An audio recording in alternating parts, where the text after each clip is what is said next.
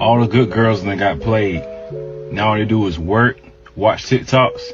Oh, wow. It's almost like there are consequences for the actions of men. You mean to tell me that all the girls who go out and have rosters and play men were once on a roster and played by men? You mean all of the women who now say that a man can't come to them unless they have something to offer at one point financed a man's life? You mean to tell me that the girls who say they won't cook for a man at one point did cook for a man and were unappreciated or played by that man? That the women who are celibate were at one point very comfortable with their own sensuality and were shamed by men for that? That the women who prioritize their over a man's were once used like objects and never had their needs catered to? That the women who come with a laundry list of things that they expect from a partner before they even consider entertaining them were once brought next to nothing and were actually taken from? The consequences of your actions, men, has created the women nowadays. I would much rather be alone and cook for myself and clean for myself and take care of myself than to entertain another man who will waste my time, mistreat my body, and damage my psyche. Yeah, all I'm doing is TikToks, stay home, and if you find that annoying, there's a door, walk out. You know, a lot of people might be like, oh, you know what, Diva, like, you don't know. You've never, I have. That's how I do know. I've had those experiences.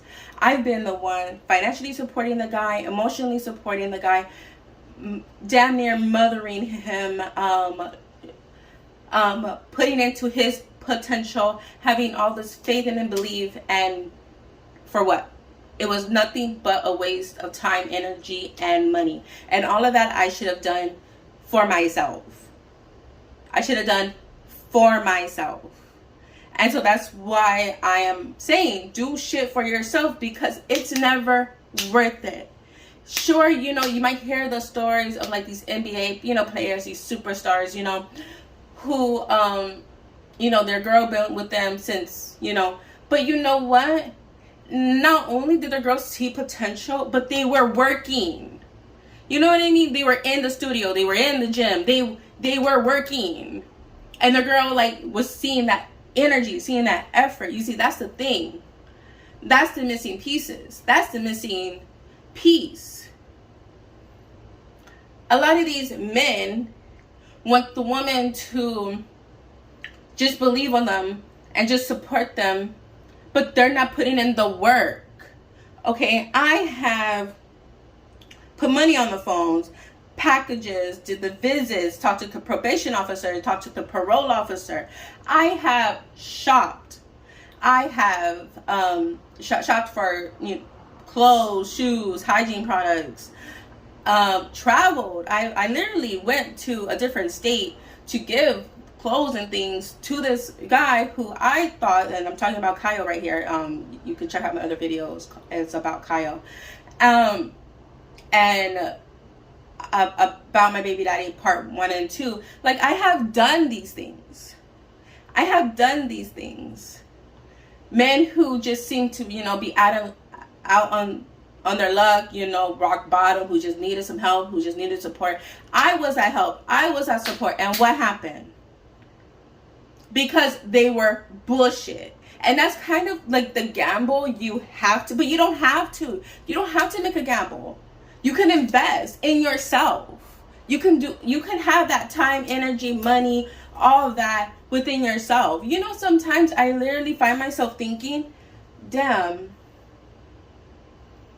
I really wasted thousands of dollars. Thousands of dollars that could have been used for anything else.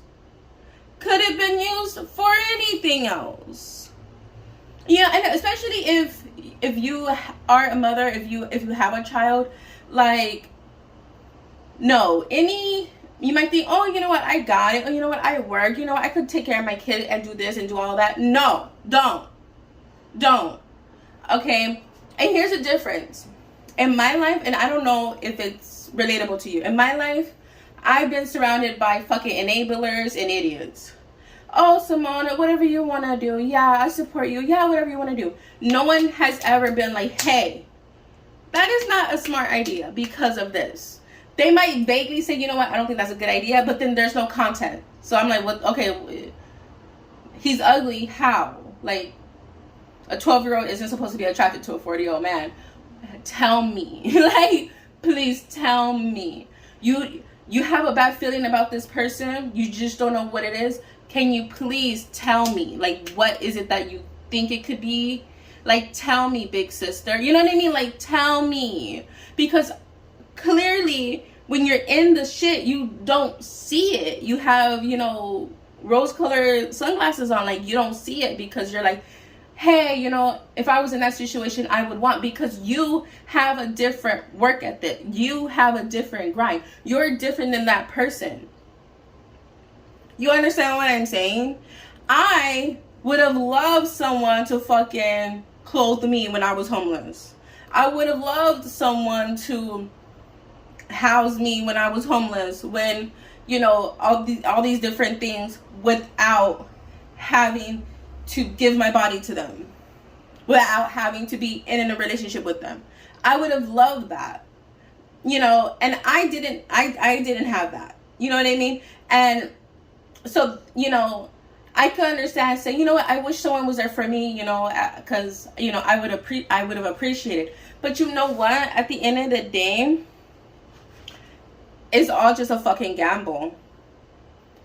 And the only person that you can absolutely rely on and trust is yourself. Because you got yourself. People come and go. People get sick. People die. People betray. You know? So that's my message. You know, I might seem like, oh, well, it's because, yeah, you know what? I've literally fucking been through it and never the fuck again. All right? You have a good one.